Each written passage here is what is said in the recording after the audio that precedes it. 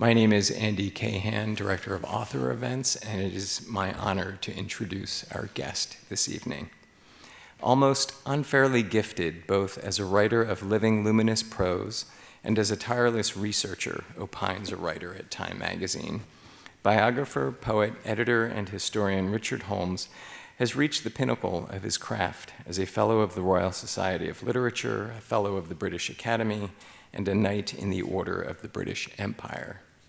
He is best known for his biographies of leading romantic figures such as Coleridge and Shelley, along with books about other literary notables including Nerval, Mary Wollstonecraft, and Dr. Johnson.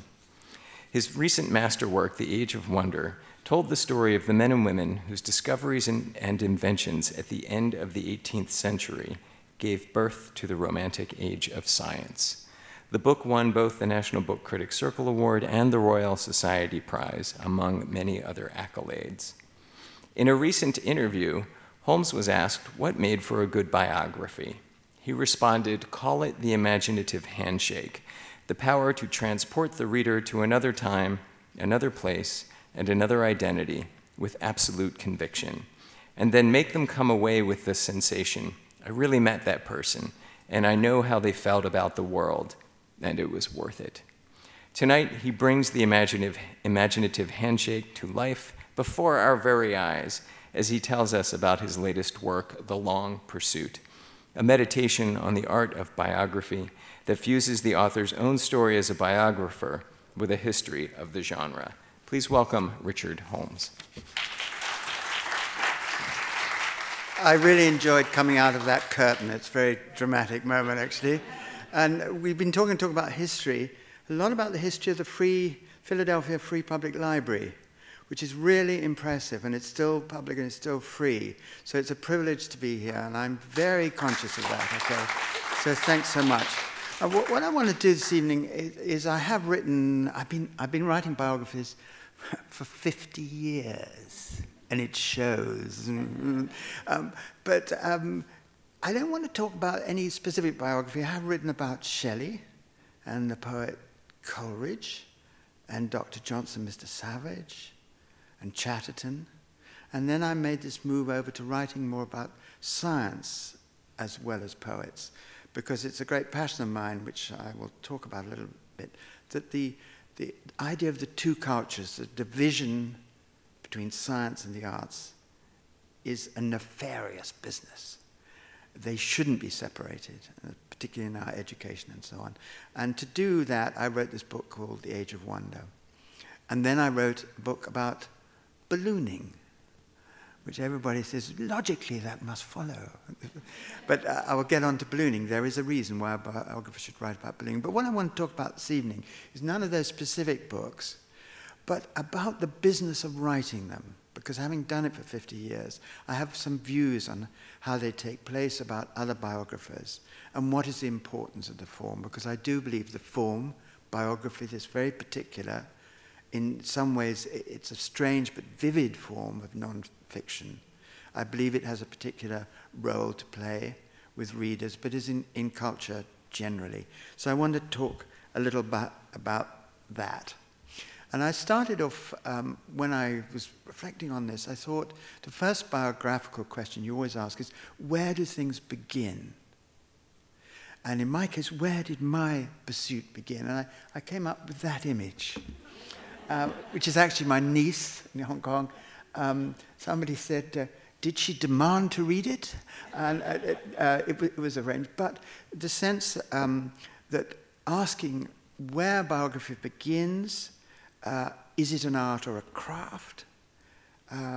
What about memory in biography? How reliable is biography? The nature of evidence it uses, letters, but also memories, memoirs. What is the historical status of that material? I know we have a parallel debate about fake news, but what about fake memory? And how does a biographer approach the problem of memory? And there's a whole section in this book which is called Forgetting, about forgetting. Then I mentioned this problem of writing about scientific subjects. Is it the same as writing about a literary subject? might be very different, but there might be areas which cross over, and the answer is there are. And I want to talk a little bit about that. And what about the relationship between biography and fiction, historical fiction? How do they meet? Do they clash? Do they talk to each other? That's a subject I reflect on. And another thing I felt very strongly in my time, really, is beginning to writing in the 1970s, that I still feel that women's subjects have not been fully treated in biography. There is a gap. There's almost a failure, not of just the record, but of justice. And the whole middle section of my book is 5 portraits of women scientists and writers who I feel haven't had proper attention, or indeed worse than that, they've had various forms of misattention. So that's another major issue for me, looking at the form itself. And then the last section of the book is called Afterlives, because I got very interested in the idea of what kind of future does biography give its subjects. They live, they die, biography is written, and therefore a kind of afterlife begins to develop. And I almost began to ask a philosophical question in a secular society. Does that kind of afterlife, is that a kind of immortality we're looking at in some way? So a philosophic question, really, which I'll walk round. Having raised it, I always hear the voice of Dr. Johnson's great friend, Mr. Arbuthnot, who, having read Boswell's great life of Dr. Johnson, put it down and said, "Sir, biography has added a new terror to death." And there's something in that. So just to tell you the structure of the book, it's in 3 parts. The first part is called Confessions, and this is a lot to do with my own personal experience, traveling as a biographer, teaching. I taught for 5 to 6 years at University of East Anglia. The actual can biography be taught? What happens when you teach it? I want to talk a little about that. I've mentioned the subject of forgetting and ballooning. That's in the first section. The middle section of the 3 sections is called Restorations, and that is about those 5 women writers of very different kinds from very different periods, the earliest 17th century, the latest 19th century. And the last section, the 3rd section, is called Afterlives, dealing with that question of how biography actually alters a reputation through time, not just one biography, but maybe a series of biographies. So that's broadly speaking the structure of the book. And in Afterlives, I look at some of the very traditional romantic figures, Keats and Shelley and Blake, and see how their reputation is also altered through time, through the process of biography. I wanted to start by telling you really what in effect are 4 parables about biography and how the biographer works.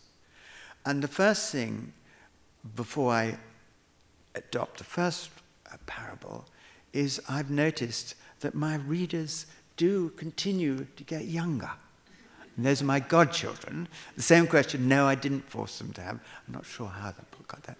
But that is very important. Your readership alters. And the kind of questions your readers ask of biography also alters. And I'm very much aware of that. And I will try and talk about that indirectly. So let me give you my first parable. When I began biography, I didn't know I was doing that at all. 17-year-old, I went to France. I went down to the south, to the Highland region, the Cevennes, very remote, mountainous, hilly district. And Robert Louis Stevenson, the Scottish writer, my second name is Gordon, incidentally, he had gone through these wild hills with a donkey, his famous travels with a donkey in the Cevennes. And at 17 years old, quite innocently, with a copy of this book, I began to follow his track. And it was quite tough for a 17-year-old, very remote. I had a backpack and a small sleeping bag. And the hills are very wild. I used to go for a day without seeing anybody at all. And I used to sleep rough, just like he did, and reading his book. And you can imagine he became very, very vivid to me as a character. I remember I was 17. But also, I was thinking about myself, what I might be a writer. And I had great ambitions for this.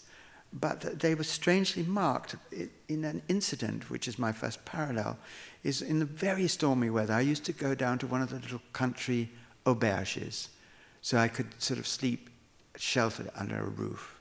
And in those days, you had to have a passport, which had your occupation in it. And I had written in my 17-year-old passport, writer. Of course, I'd published nothing, but that's what I wanted to be. But when I used to hand over the passport, Madame at the little auberge, opened it there, Monsieur Holmes, I see you are a waiter.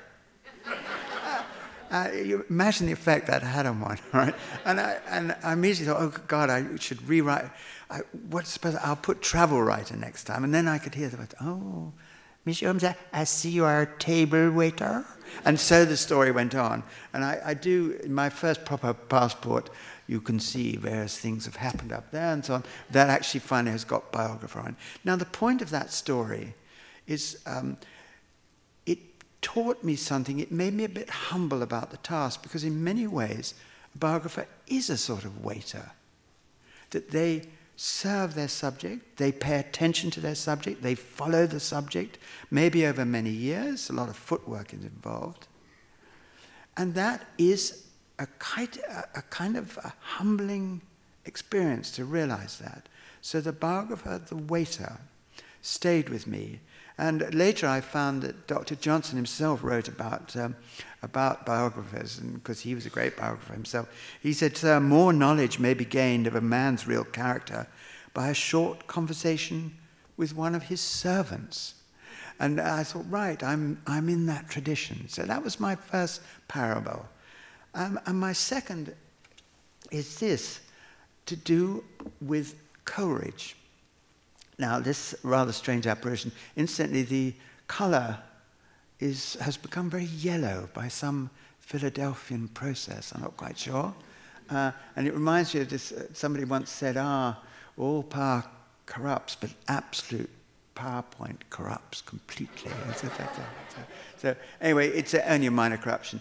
Now, just quickly again, looking at origins, young Coleridge grew up in a little village called Ottery St. Mary in the west of the United Kingdom on the River Otter.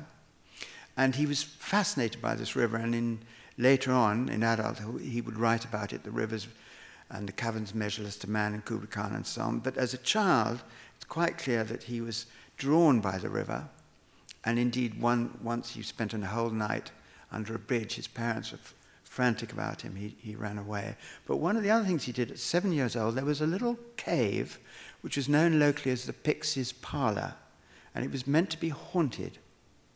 And at 7 years old, young Coleridge made his way along the river to this cave, the Pixies' Parlour, and crawled into it, age 7, and carved his initials at the back of the cave, STC. Now imagine that for a 7-year-old. And this struck me very much as a biographer. And I noticed that later, when he was an undergraduate, when he was a student at Cambridge, he came back, age 19, and he went back into that cave to look at his childhood initials, as he put it, carved by the hand of childhood. Now, as a biographer, I thought, I must go to this cave. That photograph that's not the original Pixie there, just happens to be somebody who was there. But when I crawled in, it was November. It was a wet and cold day, and the cave was very, very dark. So I crawled in on my hands and knees with my lighter and snapped it up, and lo and behold, at the back of the cage were the initials STC. And I was so delighted, can you imagine, that I leapt up with a great wow, and I struck my head, even in those days not very well upholstered, on the stone, and a piece of stone came down, not the piece with STC, but a piece, And I went out holding my head and thinking, those couldn't have been the original initials because the stone is too soft. It would never have retained them over 200 years. And that was a humbling experience. But then I thought about it and I thought, well, how come they're still there? And I thought what must have happened is generations of people before me had crawled into the cave to see the initials and had recarved it. And I thought, actually, that's exactly like the process of biography itself. Because there's no such thing as a definitive biography. It's a cumulative process. Biography gets written and rewritten, and the story gets passed on and reworked over long periods of time with figures certainly from the 17th or 18th century. So a biography is unlike a novel. It doesn't have that exact, complete existence. It can never be changed. A novel by Dickens can never be changed in that sense. It's unique. But a Victorian biography written of Dickens by, say, John Foster, can change because it will be rewritten by modern biographers. And therefore the process is cumulative and the initials are recarved. And that was my second parable about biography. My third was a rather different kind.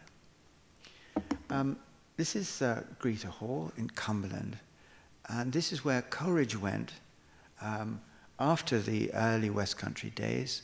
He went to join his great friend Wordsworth. They'd all written their early poetry, and Coleridge had written Kubla Khan and The Mariner. But what he was going to write was a great poem called The Ode to Dejection. And he had his writing room, his study, was on the top floor there. And you see the window in the middle looking out towards us. That was part of it. And the left-hand window was part of it, which had the wonderful views looking out over the lakes. And also, there was a window you can't see, which gave onto that flat roof, the circular roof at the right there. Now, I was fascinated by this because I knew the great Ode to Dejection, which is a complicated poem. We now know the first draft was actually in the form of a sort of verse love letter to the woman he'd fallen in love with. He was married, but he'd fallen in love with the woman who became Wordsworth's sister-in-law, Sarah Hutchinson. And the first draft of the Ode to Dejection is a love letter to her. And later, he published it in the form that students now know, the Ode to Dejection, which is a poem about our relationship with nature and how nature can be healing, very what we now call environmentalist kind of poem. So those two stories were wrapped up in that poem, and that made me fascinated to see the study where he'd written them. So I discovered that the modern building, it's just the same, it's just been repainted many times, was in fact a sixth form girls' school. So I thought I must be rather careful here, and I wrote to the headmistress, and I explained that as I was a biographer, could I come up and see the top floor study room where Coleridge had worked? And I got a reply saying yes, but the room is the sixth form girls' dormitory. And therefore, you can only come at a very specified time between 2 and 3 when they're all out playing hockey. So I arrived there. I was put in the hands of matron, who actually was rather a literary matron, was rather fascinated by the subject of Coleridge. And she took me up to the room, and it was astonishing. I could see, for instance, Coleridge had written letters written on what he called the leads, the flat roof, just outside there, outside his study, signing them, yours, Samuel Taylor Coleridge, poet and gentleman philosopher in a mist, which is wonderful for the Lake District, it's always mist. So the personal element attached to that place was very important to me. So when I walked around it with matron, I could recognize the views, exactly where his desk had been and so on. And then I thought about these letters and the poem that had been drafted on the flat roof. So I said to matron, would you mind if I climbed out of the window and went onto the flat roof? And I could see she thought, who is this biographer fellow? What's he doing? But she said, yes, fine. So I went out, climbed out on the window you can't see, and stood in that circular area. And I could see exactly the views that Coleridge had described in his letters. And it was a wonderful moment. And then something rather strange happened. I looked down at my feet, and you can see there's a little sort of lead gully behind that wall, a little lead gully. And sitting in the gully were 3 bottles of Vladivar vodka. And next to it, wrapped in cellophane, were a packet of Black Russian cigarettes. Some of you may remember those. So I thought, aha. Then I came back in, and Matron fixed me with a matronly eye, and she said, did you find anything artistically significant out there? And I was thinking, biographers, artists on oath, you always tell the truth. And as I opened my mouth, behind Matron, who was facing me, in the door to the room, so behind her, suddenly appeared one of the sixth form girls. In fact, a rather striking, tall, blonde woman holding a hockey stick. And as I opened my mouth, she fixed me with this look across Matron's back, and she went, no. So I said to Matron, I said, oh, clear signs of artistic inspiration, yes, yes. And behind me, and she disappeared with her hockey stick. And that, I thought about that story, and I thought, immediately I thought, oh, that was like the spirit of Sarah Hutchinson, the spirit of Azra, come to speak to me for a moment there. And then I thought, no, that's nonsense. And actually, Matron is almost in the Coleridge story, almost a more important figure, because Sarah Hutchinson actually looked after Coleridge a lot and fought this opium addiction that he had. So the story is very complicated there. And what I put in my notebook was that it is important to go to these places because it gave, as a biographer, a vivid impression of them. But also, you had to be very careful not to romance about them. So in my notebook, I described it all, and then at the bottom I put, beware vodka. And that is my third parable about how a biographer has to work. And just let me extend that a little bit. I don't know if it's not an eye test, incidentally, but it's become very pale. But all you need to notice is that the structure of the 2 pages, the right-hand page and the left-hand page, are rather different. And that is because I discovered, I always had notebooks. I had a Stevenson notebook right at the beginning. I've now got over 200 of these working notebooks. And what I discovered I was doing, that when I was on research, on the right-hand page, I would put down all the data, all the facts as you could find them, the dates, the quotations, the archive material, the truth as you were looking for it. But I also found that as you were traveling and researching, there was all this other stuff, your personal impressions, your subjective impressions going on. And it seemed to me they needed recording as well, so I would put them in the left-hand side of the book. And that's why the structure is different. That's with its bullet points on the right. And that's a running impression. In fact, I think that notebook is, fun enough, made in Washington when I was doing balloon research there, and then going on over to Albuquerque. So I divided the way I worked between the objective research and then one's own personal impressions, because it seemed to me one of the great instruments of the biographer is what we'd call empathy, which is the ability gradually to project yourself into the subject you're writing about. So you have a sense of how he and she felt and viewed the world. But of course, it's a very perilous thing, that empathy, because you can literally project yourself in. And so you're falsifying your subject. You're projecting your own concerns onto them. And therefore, if you kept a record of your personal impressions, just those concerns, which would include, for instance, moments when you're angry with your subject, or indeed you're embarrassed for them, or you're excited for them, or you dream about them, all those things that happen, or when you go to travel, that you find wonderful moments like that rooftop, Coleridge's rooftop, but often you don't find, things have changed so much, so there's considerable disappointment. All that record is is significant as the way the work is built up. But by keeping it, writing it down, you're aware of what's happening in your own head, and therefore you can make the distinction, and you don't project yourself in that simplistic way into your subject. And I found when I was teaching biography later, this is very important for my students, because I often found that what they were really, they'd come to learn biography, but actually they wanted to write autobiography. Well, don't think that. And I said, all right, use it. But if you're writing about a subject, keep the objective data as far as you can on the right-hand page of your notebook, and put all your personal stuff on the left hand. And then you can see how this works and how the two match. So those two sides of the biographer's notebook seems to me, in my experience, a key to the way we work. And as I say, I always carry such notebooks with me, and indeed I've got one with me now. So those are those parables, really.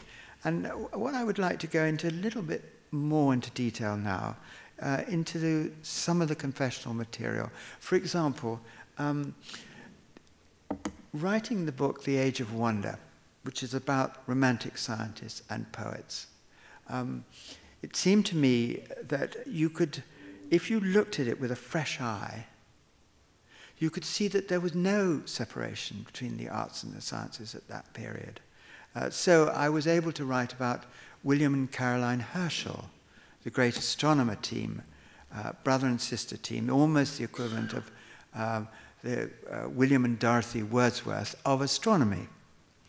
And in fact, Caroline Herschel kept a wonderful observation notebook observation journal throughout her life. So you could see their researches and their observations from the inside, which gave the biographer a wonderful entrance to that. So as you know, William Herschel was the person who discovered the seventh planet, Uranus, 1782, and Caroline records that very accurately. And she then talks to various people explaining what had happened. And I found that, in fact, the range of people, the way people responded to the discovery of the new planet, which incidentally doubled the size of the solar system at a stroke, and then fed into Herschel's later theories about galactic structure, that galaxies grow like plants. He was contradicting the inherited biblical view that the universe, physical universe, was created in one go. And he was putting forward the idea that galaxies grew, as we know they do now, and in fact, he used an organic metaphor. They were like plants. They started young, they expanded, and they withered, and they will eventually die. Very radical point of view. Now, he published a series of papers on this, as well as about the new planet. And I discovered, for example, Shelley, the young poet Shelley, was reading those papers, and he wrote the first poem he published was called Queen Mab, and he published a series of prose notes to that poem, and they included the discussion of Herschel's theories of the universe. Keats also reacted to that great discovery in one of his very early sonnets called On First Looking into Chapman's Homer, which he wrote in 1816 when he was still a teenager. And he was a medical student. And it uses this line, when a new planet swims into his ken. And that is based, it's in that sonnet, and it's based on Herschel's discovery.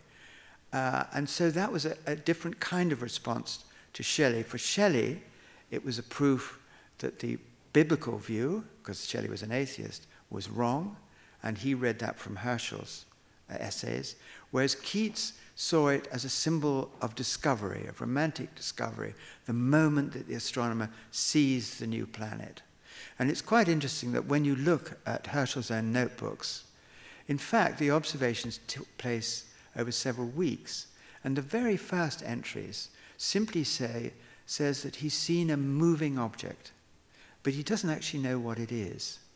And later he thinks it might be a comet, but it doesn't have the comet's tail, but it's still moving. So gradually, he realizes that it may be a new planet. And there are a series of papers that he sends up to the Royal Society. And then his observations are checked in observatories in Paris and in St. Petersburg in Russia. And throughout that year, it's gradually established that he has found a new planet. So it wasn't a eureka moment, as Keats imagines it in his sonnet. The new planet swims into his ken. Although anybody who's used a telescope will know that image of swimming is rather good for observation, because the visual field is often deflected by the atmosphere, and the individual stars that you're looking at do actually have this kind of swimming movement. So Keats had understood something. He's a medical student himself and was fascinated by science, just as Shelley was. But he'd seen it as the romantic eureka moment. So that was another response. But a third one I found was the musician Joseph Haydn. On his first visit to London, went down to Herschel's observatory. And I found that actually William Herschel wasn't there, Caroline Herschel was there, who took him over the telescopes and explained a bit more about the new theories of the galaxies. And Haydn was fascinated and came back, and he then composed that great work, The Creation, which in fact is based on the Bible and based on Paradise Lost. It's a very religious work. But in the first movement, which is called Chaos, it seems to be an image of the kind of galaxies and the creation of galaxies that Herschel had been describing, or a much more secular image. And all music critics now recognize that that first movement is different in kind, and the kind of curious chord structures it uses and so on. So that too was a response to the scientific discovery of Herschel of the new planet. So in that book I could explore the impact of science on writers, and then writers themselves on science, because it's quite interesting that Herschel was famous, of course, for this discovery, and later he was always asked about it. And some of his fellow scientists at the Royal Society said, well, Sir William, as he was then, you were lucky. You chanced upon this planet. And Herschel always defended that and said, no, he and Caroline had this sweeping method, using a telescope in a particular pattern, so they were covering areas of the visible universe, and they were going to find this because they were covering it with telescopes which were better than any telescope in the world at that time, certainly better than the ones at the Greenwich Observatory. So he said, no, this was scientifically inevitable. But I discovered in later letters, he began to describe it exactly as Keats described it, as one night, one amazing eureka moment, that through the telescope he saw the new planet. So in the end, at the end of his life, William Herschel was giving a very romantic account of the nature of discovery, that eureka moment. So that was one of the details I found I could explore in that book. And I had to present it to the Royal Society in London, to an audience of 200 scientists. And I was quite nervous about that. And I thought to myself, how on earth what method am I going to use? And I found myself saying that this book, I said, I'm quoting now, this book is 485 pages long. It weighs 0.598 kilograms. It is 5 centimeters thick. It has 72 footnotes, and of its protagonists, 30% are French, German, or American, at which statistics as wry smiles spread across the audience. And I think then they were prepared to allow me a little leeway. And I said, actually, this book is summarized in a single stanza from Byron's Don Juan. And I read it to them, and this is what I read. This is Byron. He thought about himself and the whole earth, of man the wonderful, and of the stars, and how the deuce they ever could have birth. And then he thought of earthquakes, and of wars, how many miles the moon might have in girth, of air balloons, and of the many bars to perfect knowledge of the boundless skies. And then he thought of Donna Julia's eyes. So suddenly that romantic touch, and it's exactly that. The scientists immediately warmed to that. And also the idea that that kind of emotional knowledge might also weigh equally in the balance with scientific knowledge, the whole body of scientific knowledge. So I was able to use that book to take forward the idea that biography can deal with scientific subjects as well. Just running forward for a moment to teaching, I mentioned that. I found that I thought I would never teach biography. I sort of writer by heart and training. But for 5 or 6 years, the University of East Anglia, which has a famous creative writing course, decided they wanted a biographer to start a course. So I did, with some trepidation, really, because to begin with, I wasn't sure if it could be taught as a form. And one of the things I really noticed was it attracted an extraordinary range of students. These were postgraduate students, but the youngest ones were 21 or 22. But at the other end of the spectrum, I had people in their upper 60s there. So you imagine this amazing seminar room I had, where I had 20-year-olds and 60-year-olds talking to each other about biographical subjects. And that made it very special in my mind, because they were all bringing different kinds of experience to the subject. And it also meant that it attracted, again, I like to quote from the book, an extraordinary range of students. And in one year, I had this range of students. This is 1 year. An Irish poet, an American Mormon, a general practitioner from Oxford, a Pakistani Air Force pilot, a Japanese businesswoman, a TV researcher, the ex-headmistress of an English girls' school, not Greta Hall, a human rights barrister from London, a Vassar literature graduate, a Canadian TV executive, a financial journalist from the city, a Norfolk asparagus farmer, a Birmingham social worker, and a mother of 3 from Sussex whose sailor husband, I eventually discovered, was dying of cancer. You imagine how that fed into the discussion. So it seemed to me, again, that biography is an extraordinary subject, and it attracts people, and why it attracted that range is something I write about in that chapter. Incidentally, that's Aubrey, and it's how I like to imagine myself as a teacher, for evident reasons. So more about that, but maybe I'll move on. But so there's a whole section about teaching. And then I mentioned the subject of forgetting. All I need to say about that, it's a major question of how memory works, and I was able to write about it, starting with some of my own experience, and going on to questions of how much we trust archives, and then also going on even to questions about Alzheimer's and so on, how memory in old age alters and how it becomes very vivid in certain areas. And all that affects biography. And I put up that image. Some of you may recognize it. It's the Pont du Gard in France, which is where my original Stevenson walk went. And I like it because it's a beautiful Roman structure. It's very old. It's built by the Emperor Augustus, I think. And it's interesting for a number of reasons. One is that nobody knows, it was the Emperor Augustus who commanded, nobody knows the names of the engineers who built it. They are entirely anonymous. And that seems to be something heroic. And it's a sort of lesson, I think, for a biographer, really. Also because it has the shape of a Gruyere cheese with many holes in it, like memory. So a lot about that. And finally, about ballooning, a quick word about that. I wrote a whole book about ballooning.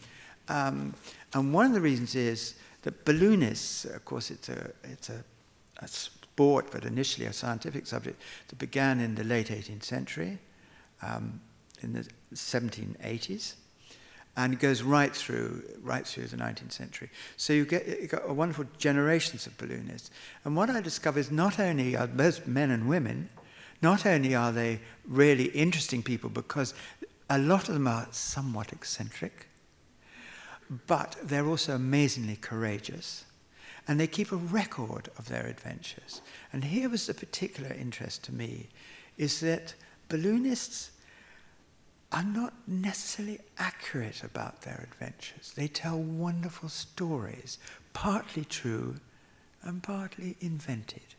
And as a biographer, I was fascinated to look, for instance, the diaries of the flying of balloons during here in the American Civil War. Very, very interesting. With the first accounts of great battles seen from an aerial perspective as never before seen.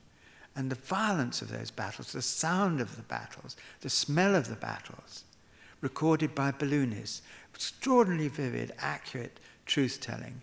But mixed in with that, you would get fictionalizing and inventing and making heroes and heroines of themselves. And that interested me a lot as a biographer, and trying to see why they did that, why they invented certain things, why they were very modest about certain other things.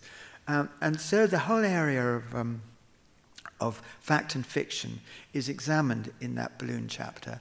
I also found, as it were closer to home, that the young Edgar Allan Poe, the first story that he published, virtually the first story, was about a man called Hans Pfaall, which is a joke about falling, who had a balloon, and it's a wonderful piece. It's a piece of reportage. It's absolutely precise and scientific, and it recounts how Hans Pfaall flew his balloon to the moon. And he published this in the New York Sun with all the scientific details. And that hoax lasted for about a week. And then, again, it was fact that had become fiction. I then discovered that he'd written a story about Coleridge ballooning. And he'd published it also in the New York Sun. And I happened to know that Coleridge had never been in a balloon. And this story includes extracts from Coleridge's journal and so on. So I published that at the end of the balloon. And there's just one little detail about that story of Edgar Allan Poe's hoax, is that Poe himself never wrote that story. It's not in the New York Sun. I wrote it, 1844. And so I'm challenging the reader, just for this moment, that fiction and non-fiction, where do they meet? Now, I've been carried away in my balloon so far that we've already arrived at question time, which all I can say, a typical balloonist and biographers have these things. There are lots of other things we can talk about, and I can also read, if requested, my 10 commandments for biography. But let's go on, and at various moments I will show you some other pictures as if it's relevant to questions. That's the first of my 5 women about whom Samuel Pepys was extraordinarily rude, and I tried to correct the record. One of your brother biographers, Scott Berg, was asked if he ever commenced a biography and then didn't finish it, and why. And he told the interviewer, and maybe you've heard this, he said that one of his criteria for undertaking a biography is not to dislike the person, not especially to like him, because after all he did biographies of Lindbergh and Samuel Goldwyn. But if he got to the point where he disliked the person, he would abandon the project. And his example was Pablo Picasso. He abandoned the biography of that. So have you ever had that experience, or is that meaningful to you? I certainly know what he means. Incidentally, the great English biographer Michael Holroyd said his first criteria for choosing a subject is they had legible handwriting, okay, which has a certain ring to it. Yes, I mean, I think you're writing about a subject over maybe 5 or 6 years. In Coleridge's case, it's 2 books. It's with a break, it's 10 years. I think that the process of getting to know your subject includes like and dislike, admiration and worry and anxiety. And that's part of the rich relationship you should have with your subject. And so I've never found that I've had a subject that, with one exception, which I will mention, that in a sense I've walked away from. In the book, my early book called Footsteps, which is the first of these studies of biography, Footsteps, Sidetracks, and now this one, The Long Pursuit. The last of the Footsteps is about the French poet Gérard de Nerval. Now, Nerval had an extraordinary career. He lost his mother during the Napoleonic Wars. He had a very difficult relationship with his father. And at the end of his life, which wasn't very long, it was very short, he went mad, clinically mad, and was in an asylum. And a lot of his writing was written at that period. And it was about his childhood. And he was reinventing his childhood. And I felt such sympathy for this man, but also that it was almost impossible to use. It was his material, his autobiography. It was not mine to make a biography of. So in the end, the fourth section in Footsteps is an account of how far I got with that and the reason precisely why I left that subject alone. And I think, in fact, to tell you the truth, I wrote much of a book about that. And in the end, I felt it didn't work, and it was his material, not mine. So that is one example. But on the whole, I would say like and dislike are minor terms, because the kind of relationship you establish with your subject will include all that, all the left-hand side of the notebook. So far, so good. I love this metaphor of biographies over time recarving. Yes. And because you revisit subjects, have you ever found yourself at time or noticed the way you have perhaps recarved someone? Yeah, good question. In the afterlives, I look at the way Keats' biography, Blake's biography, Coleridge's biography, and also Shelley's biography. And of course, that book is, it's a long time ago, that, and one's views do change. For example, I felt in the early version of that, I didn't do justice to Shelley's wife, Mary Shelley. Partly because I was sort of learning to rethink things, and partly what's happened around us, because you ask different questions as time moves on. So in that section of Afterlives, what I do is a bit more mischief, that I go back to that. But I say, first of all, how Shelley's death, the drowning, has hypnotized biographers, because it's so dramatic, and you can see the whole of his life in terms of that shipwreck, which of course does appear continuously in his poetry already, in Epipsychidion, and in the Keats, the great poem to Keats, the image of the drowning poet is there already. But in fact, it's distorted biography a great deal, I think. And it's over-romanticized him, also made him sort of a passive, suicidal poet, which he wasn't at all. He's a great radical poet. So I looked at that, and then I did, as I say, a bit of mischief, which I said, okay, in the sense, suppose he didn't drown. Suppose he learned to swim. What then? What would have happened to him? And this allowed me to take all the strands of his career, his political essays, his writing, to imagine him back in London, to take part in the Great Reform crisis, to possibly joining the newly founded university, Secular University of London, which as an atheist he would have loved. And so I explored different parts of his character which had been left behind by just this moment of imagining what would have happened if he'd continued to live, that he'd learnt to swim. So yes, that would be an example of rethinking my subjects. But equally, I feel biographers, there is a great temptation to kind of possess your subject. If because I've written about Coleridge, somehow that makes me... And it's very important not to do that. Other writers will work on that. In a sense, you need to walk away from that subject. Although, I have to say, Coleridge's notebooks, I was writing that piece, for the New York Times. Is it called By the Book? And they said, what do you have at your nightstand? I said, I don't have a nightstand. Most of the books finish up inside the bed. And at the bottom of the bed is always the battered OUP paperback edition of Coleridge's notebooks, still there. Okay.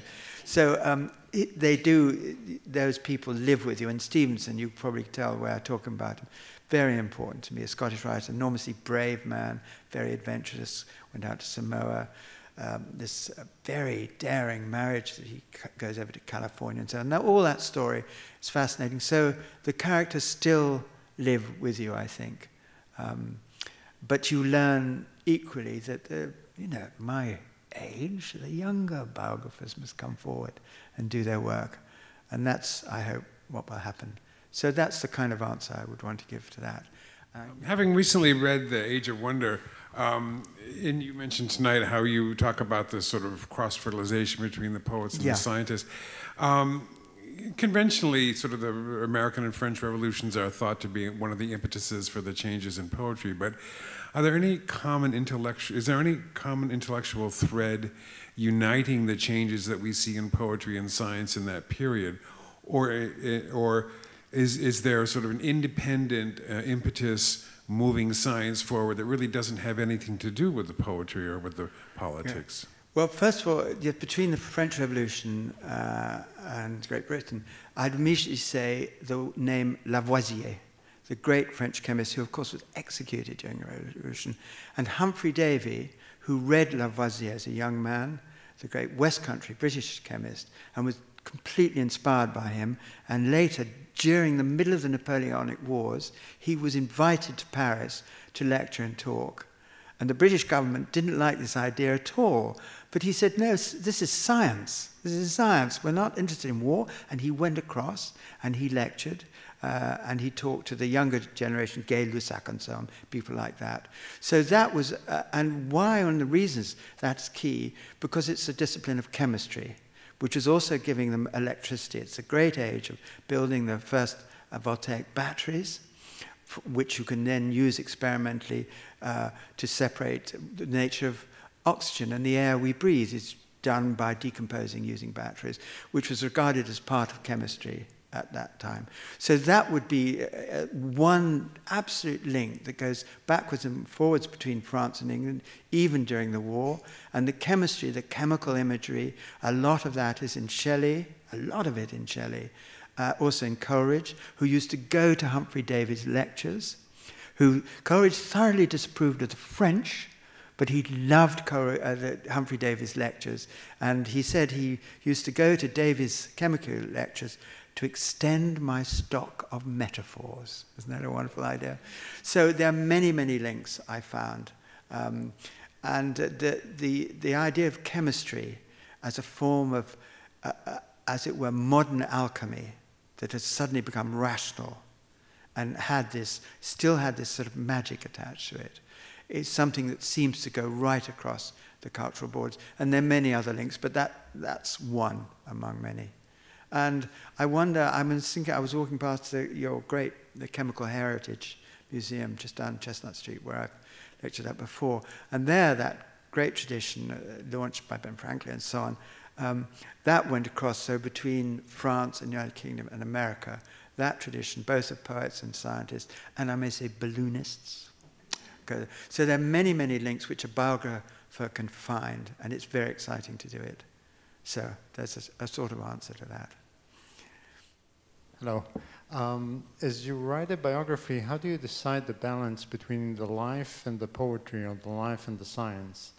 I mean, the events of the life of the person, yes, and going into the analysis of the poetry, or describing the science and putting it in the context yes, of scientific history or literary historian.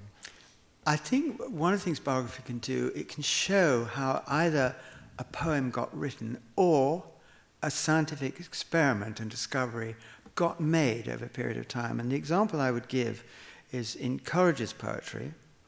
You can see those images, the images that led to the rooftop I was pointing out, go way back in childhood. He writes wonderful letters about Ottery St. Mary and the river and the cave and so on. And gradually they appear in the poetry. And what a biographer can do is show those gradually building through the life, the story of the arrival of a poem.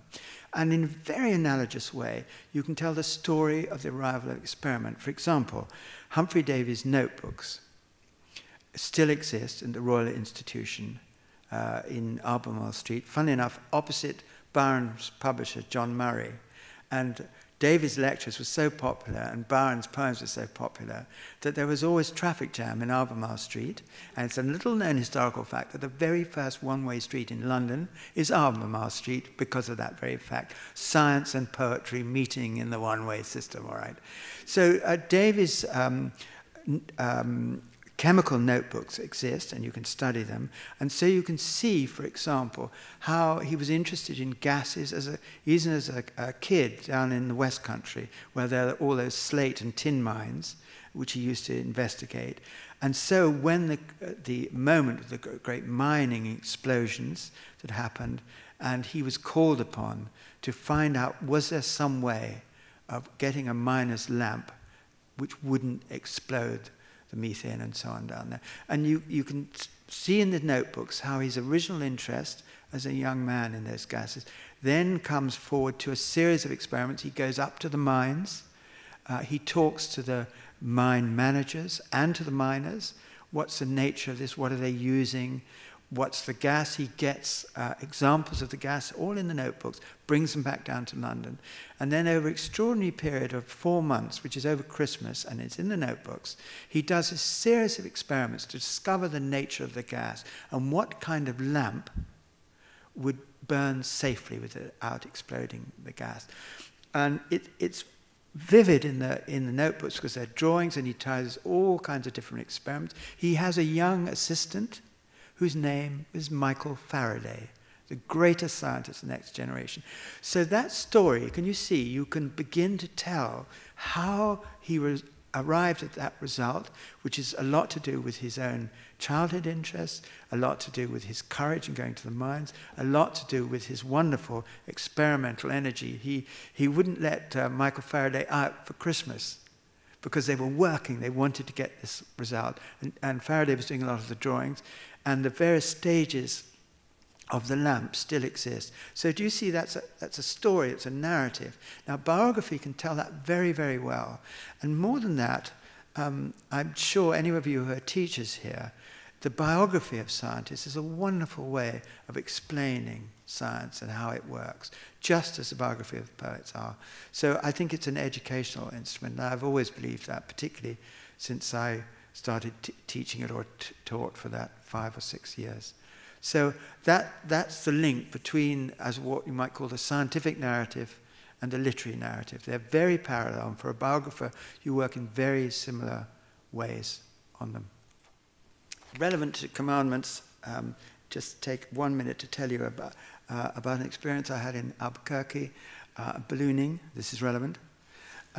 Went up on the great dawn ascent, 380 gas balloons simultaneously going up. Talk about group biography, this was it. I was in one of them, and I thought, what happens when they collide?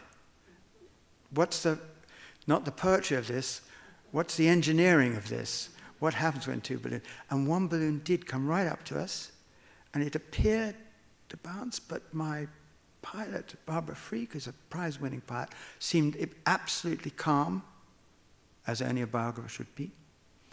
And I thought either we're just going to drop like a stone or nothing will happen. Nothing happened. And as the balloon drifted away, they all have name labels on them, like banners. They're all called names, often rather silly names like Darth Vader and things like that. This balloon turned, and slowly its name banner came into view. And the name banner was Jesus Saves. True story. And that brings me to the commandments, which I wrote in a certain area of mischief for my students, because they would, to begin with, ask what are the rules of biography, and the famous remark of Somerset Maugham. He said, oh, biography has only 3 rules, and fortunately, no one can remember any of them. So I wrote the commandments with a slight twinkle. Here we are. 1. Thou shalt honor biography as living, experimental, and multifarious in all its forms. 2. Thou shalt not covet thy neighbour's novel, For there are as many rooms in the mansion of non-fiction as there are in the house of fiction. 3, thou shalt recognize that biography is always at best a celebration of human nature and all its glorious contradictions, the idea of the contradictions in human nature. 4, thou shalt demand that it be greater than gossip, because it is concerned with historical justice and human understanding. 5, thou shalt require that it chronicles an outward story, the facts, the right-hand page, but only to reveal the inward life, which may have a comprehensive truth within it. It's a great aim of biography, somehow to get to that inward life. 6, thou shalt see that this truth can be told and re-examined again and again unto each generation, carving the initials. 7, thou shalt greet it as a life-giving form, as it is concerned with the human struggle and the creative spirit which we all share. 8, thou shalt relish it as a holiday for the human imagination, for it takes us away to another place, another time, another identity, where we can begin quietly to reflect on our own lives and come back refreshed. 9, thou shalt be immodestly proud of it, as it is something that the British have given to the world, like cricket and Parliament and the full-cooked breakfast. My students love that. And 10, and lastly, thou shalt be humble about it, for it demonstrates that we can never know or write the last word about the human heart. Thank you very much.